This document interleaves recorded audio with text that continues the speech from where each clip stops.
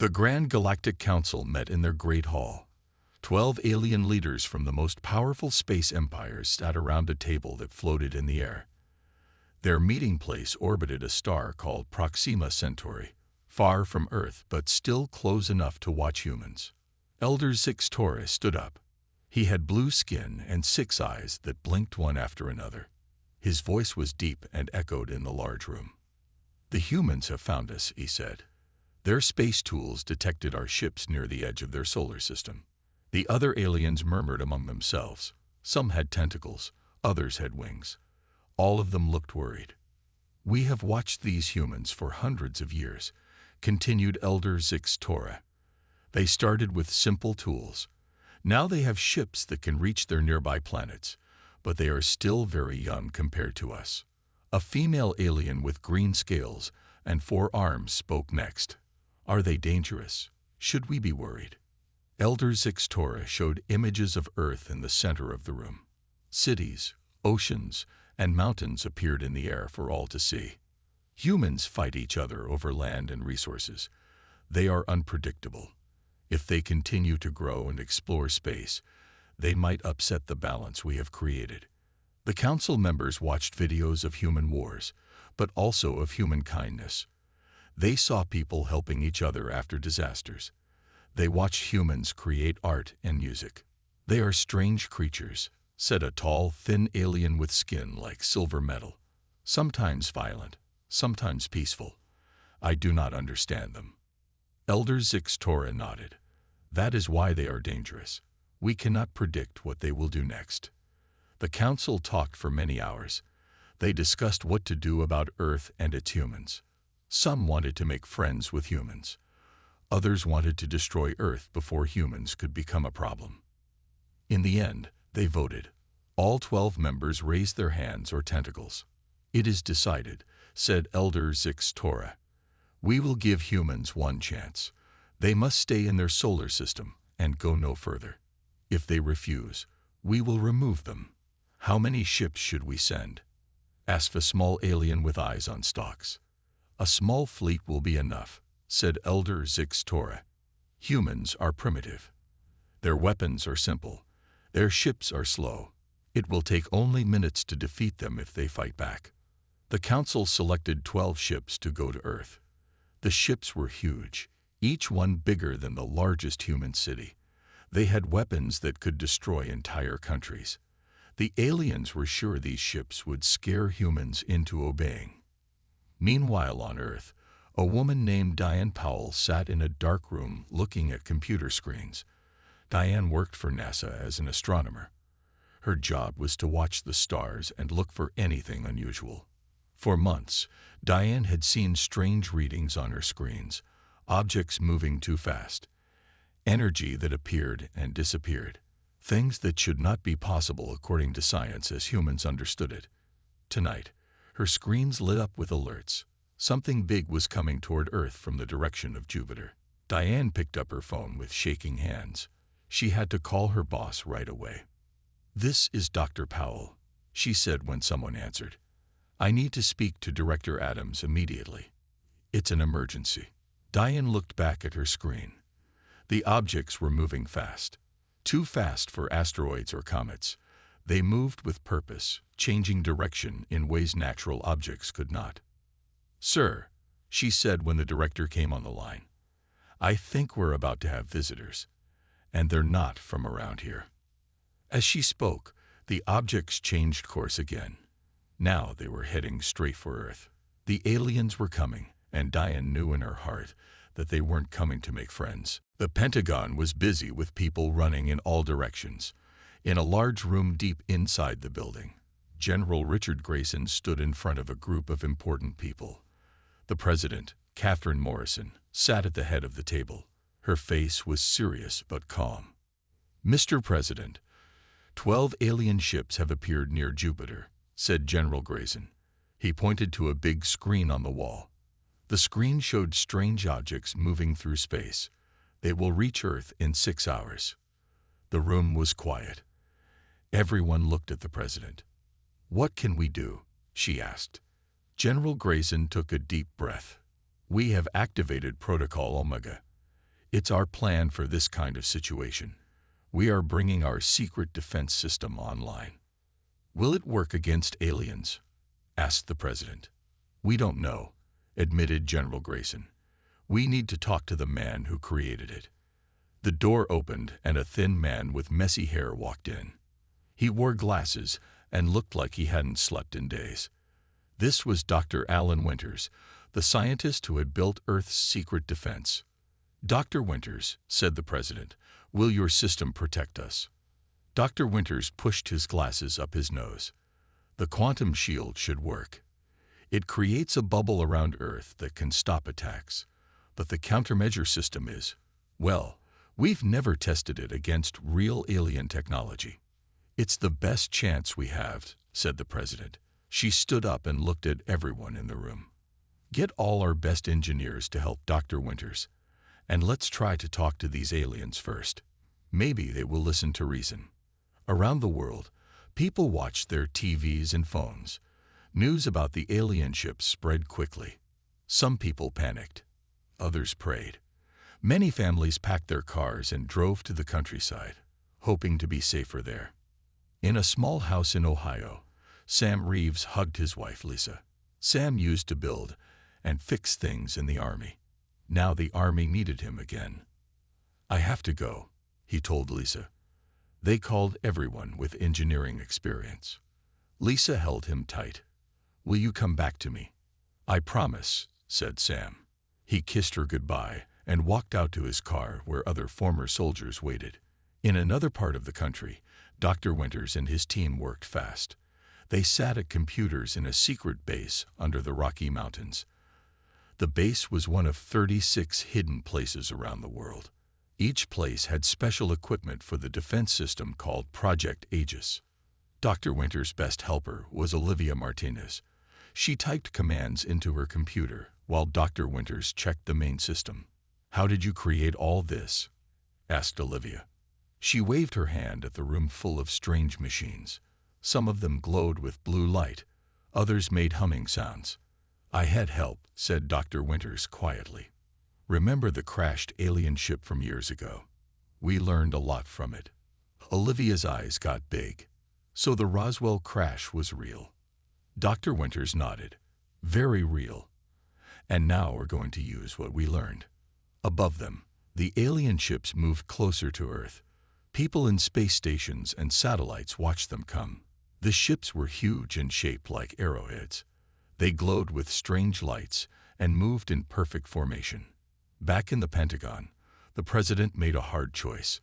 She would not surrender to the aliens, no matter what they wanted. Earth belonged to humans, and humans would decide their own future. Prepare a message, she told her staff. Tell these visitors that we want peace, but we will not give up our freedom. As her message was being prepared, the first alien transmission reached Earth. It appeared on every screen, in every language, all at once. The aliens were ready to talk, but no one knew if they were ready to listen. Every radio, TV, phone, and computer on Earth played the same message. The alien voice was strange. It sounded both high and low at the same time, but everyone could understand the words perfectly. People of Earth, you have expanded beyond your boundaries. Your species has been deemed unstable and unpredictable. You will cease all space exploration beyond your lunar satellite or face immediate neutralization. You have one Earth rotation to comply and transmit your surrender. This is the will of the Galactic Council. The message played 3 times, then stopped. The world went quiet. In the White House, President Morrison sat with her advisors. Her face was pale, but her eyes were determined.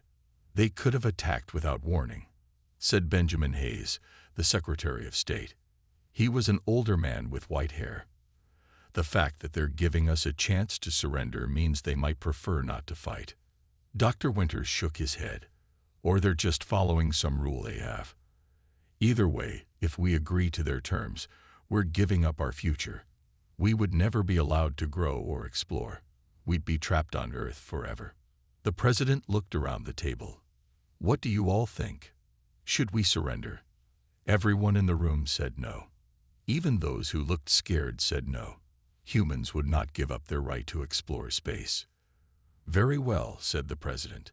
"Let's craft our response carefully. We should try to be peaceful but firm." The message they sent back to the aliens was simple. "We wish to establish peaceful relations and will not start any fights. However, we cannot accept limits on our growth as a species. We request a meeting to discuss terms that respect our right to exist as we choose." The alien response came back immediately. "Diplomacy is not an option. Your response has been categorized as non-compliance. Neutralization will commence." The alien ships began to move faster toward Earth. In the secret base under the mountains, Dr. Winters and Olivia worked with dozens of engineers. Their hands moved quickly over control panels. Sweat dripped down their faces. "The quantum shield is at 89% power and still rising," said Olivia. She pushed buttons and watched numbers on her screen. "The countermeasure system is ready to go." Dr. Winters nodded. "Activate all 36 stations worldwide. It's time to raise the shield." Around the planet, hidden machines came to life. They sent invisible energy into the sky. This energy connected and formed a bubble around the entire Earth. No one could see it, but it was there. Up in space, the astronauts on the International Space Station watched the alien ships. The ships spread out around Earth, taking positions over major cities. "They're getting ready to attack," said Commander Frank Collins. He spoke into his radio to people on the ground. "The big ship in front seems to be the leader. It's twice as big as the others." The big ship started to glow with strange light. The other ships glowed too. They were charging their weapons. In the command center for Project Aegis, Dr. Winters stood with his hand over a red button. Olivia stood beside him. "All our work comes down to this," he said quietly. "If the shield fails, the countermeasures are our last hope." Olivia put her hand on his shoulder. "The shield won't fail, and neither will we." Around the world, people looked up at the sky. Some could see strange lights where the alien ships waited. Parents held their children close. Friends grabbed each other's hands. Everyone waited to see if this was the end of humanity. The alien ships fired all at once. Bright beams of energy shot toward Earth from all directions. The moment of truth had arrived. The alien beams hit the invisible shield around Earth. The sky lit up with amazing colors where the attacks touched the quantum shield. Reds, blues, and purples flashed across the heavens. It looked like the most beautiful and terrifying light show anyone had ever seen. In the Aegis Command Center, alarms blared loudly. The whole room shook. People grabbed onto tables and chairs to stay on their feet. "Shield status," shouted Dr. Winters over the noise. Olivia checked her screens. "Shield is holding at 72%, but that was just one attack. We won't survive another hit like that." Dr. Winters made a hard choice. "It's time. Activate the countermeasure system. Target the main ship first." Olivia pressed a series of buttons. Countermeasures active. Targeting the alien flagship. Outside, the quantum shield around Earth changed. Instead of just blocking attacks, it began to do something else. Something no alien had ever seen before. The shield sent out a special bubble toward the biggest alien ship. This bubble didn't look like much, but it was very powerful. When it reached the alien ship, it changed the rules of physics inside it. On the alien flagship, everything started to go wrong. Machines that had worked perfectly for hundreds of years suddenly failed. Weapons that could destroy whole cities turned themselves off. Engines that could cross the stars in days started pushing the ship in the wrong direction. The alien captain, a tall being with 4 arms, shouted orders, but nothing worked right. The ship's computers showed nonsense. The control panels sparked and smoked. "What is happening?" The captain screamed. "How can these primitive humans do this?" Back in the Aegis Command Center, Dr. Winters watched the screens carefully. "The countermeasure is working. The bubble is changing how physics works inside their ship. Their technology depends on certain rules of nature. We're changing those rules." That's amazing," said Olivia. We're not attacking them with weapons. We're attacking them with science itself. On the alien flagship, things got worse. The main power source of the ship, which used energy from another dimension, suddenly changed. The rules it depended on were different now. The power source grew hotter and brighter. "Evacuate the ship," yelled the alien captain. But it was too late. The flagship exploded in a brilliant flash of light. The explosion was silent in space, but it was so bright that people on Earth could see it even in daylight. It looked like a new star had appeared above the Pacific Ocean. The other alien ships tried to move away. They fired their engines and tried to escape, but the Aegis system tracked them. One by one, special bubbles reached out and surrounded each ship. One alien ship lost power and drifted in space.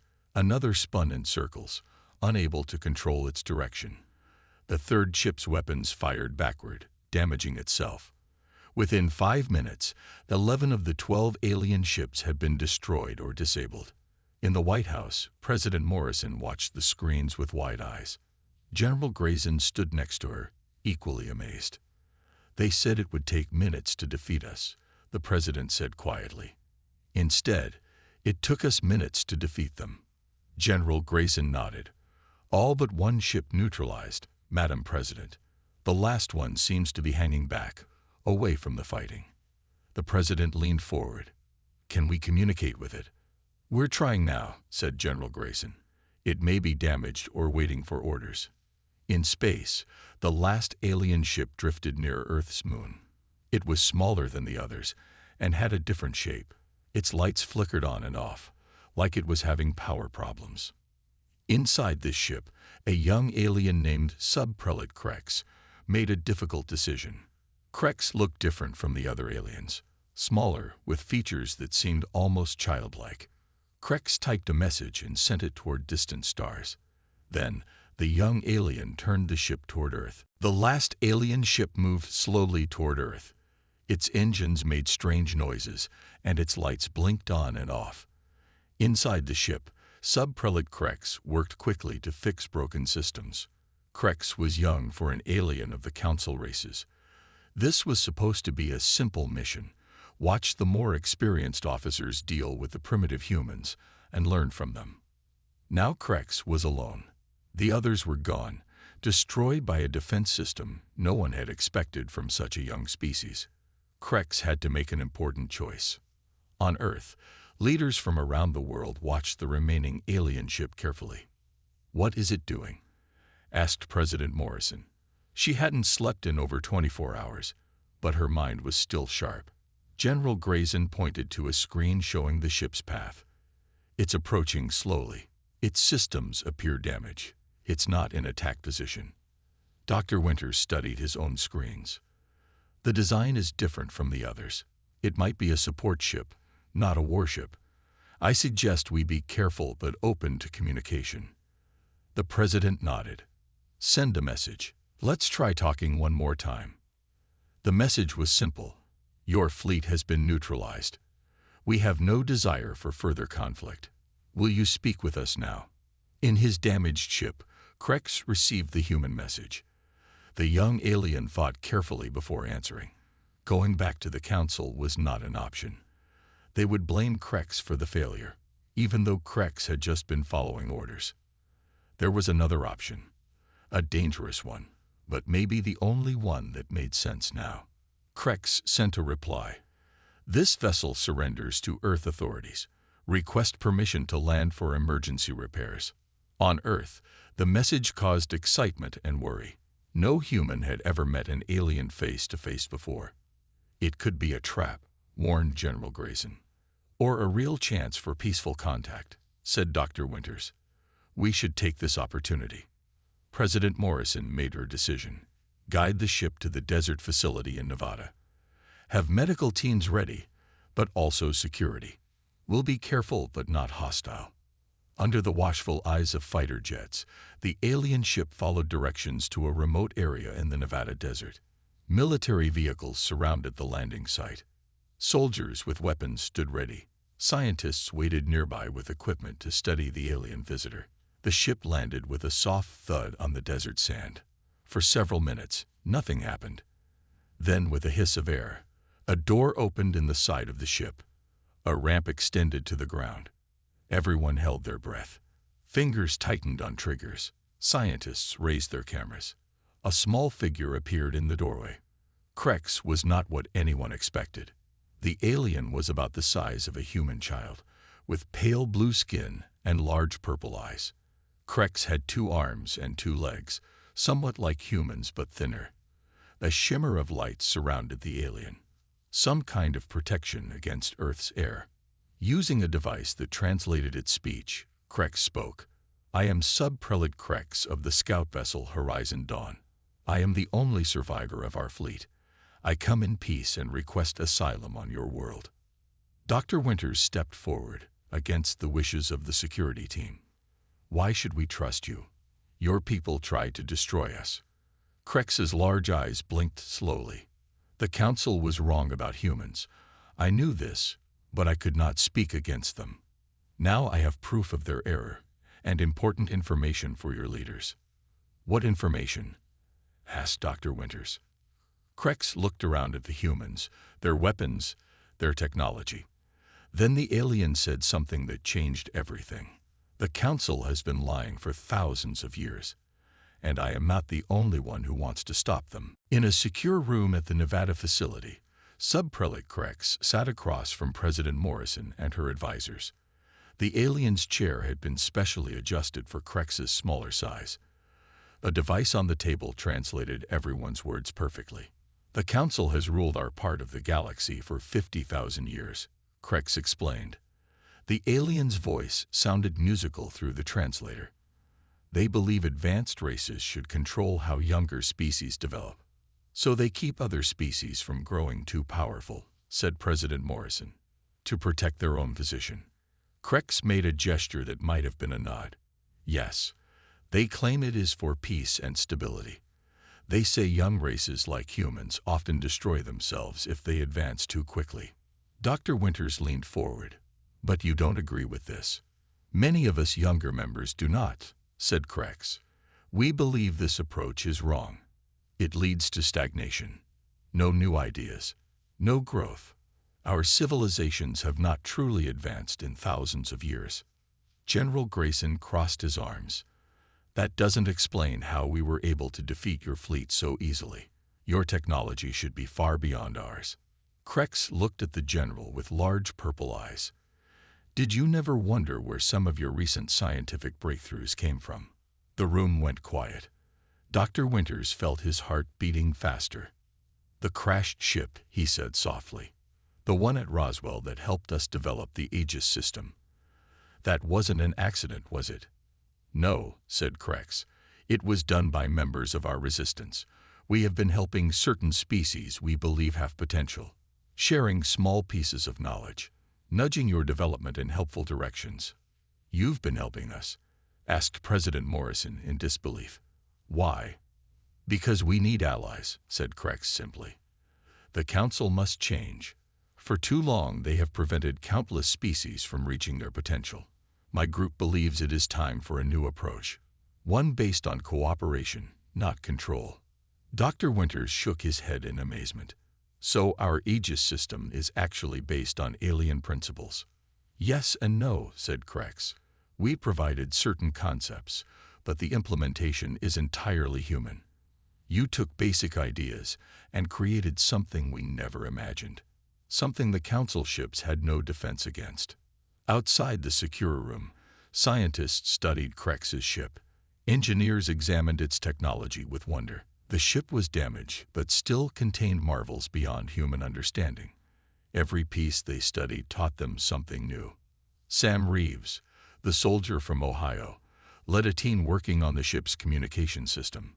His experience fixing military equipment made him valuable for this work.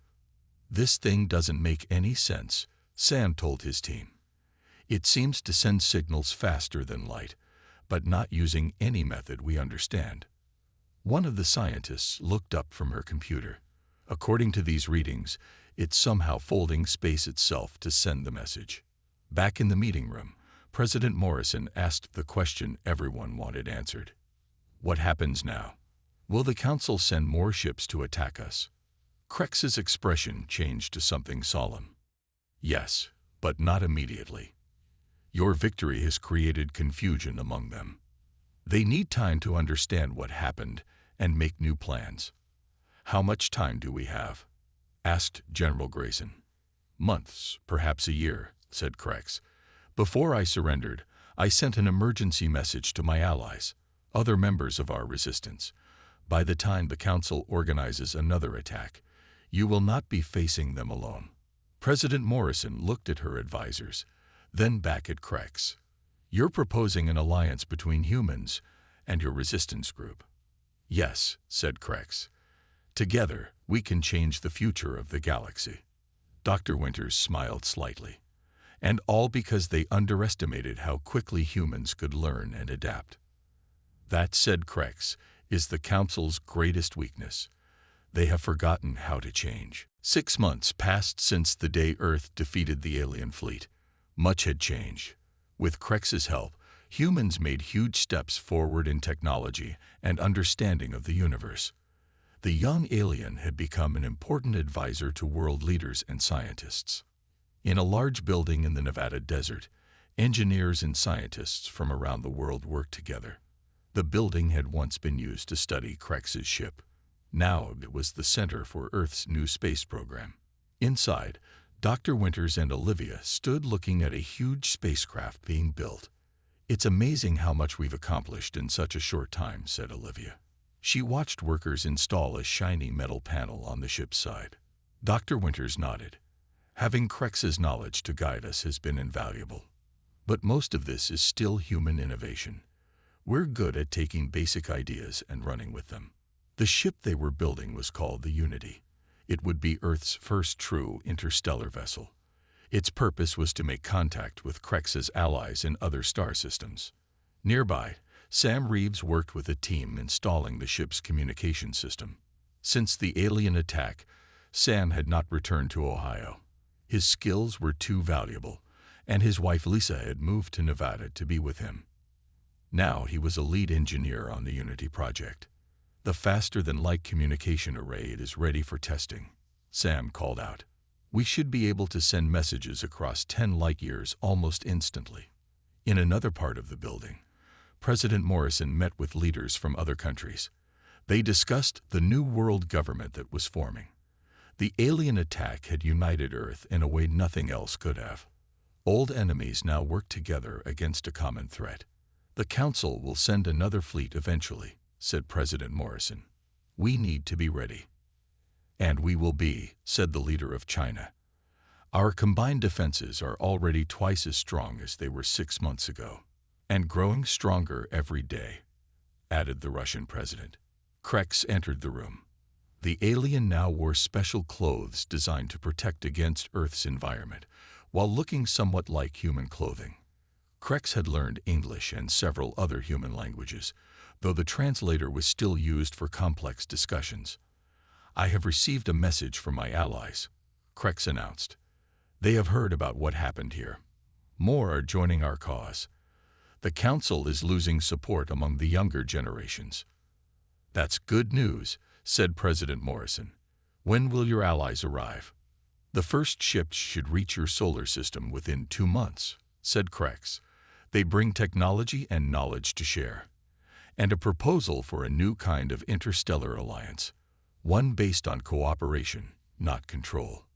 Later that evening, Dr. Winters stood with President Morrison at a window overlooking the Unity spaceship. Construction lights illuminated the massive vessel. When I was a child, I dreamed of reaching the stars, said Dr. Winters. I never imagined it would happen like this. None of us did, said the president. The Council thought it would take them minutes to defeat us. Instead, it took us minutes to defeat them. That's the thing about underestimating humans, said Dr. Winters with a smile. We're very good at surprising those who doubt us. In the desert night, the nearly completed Unity gleamed under the stars.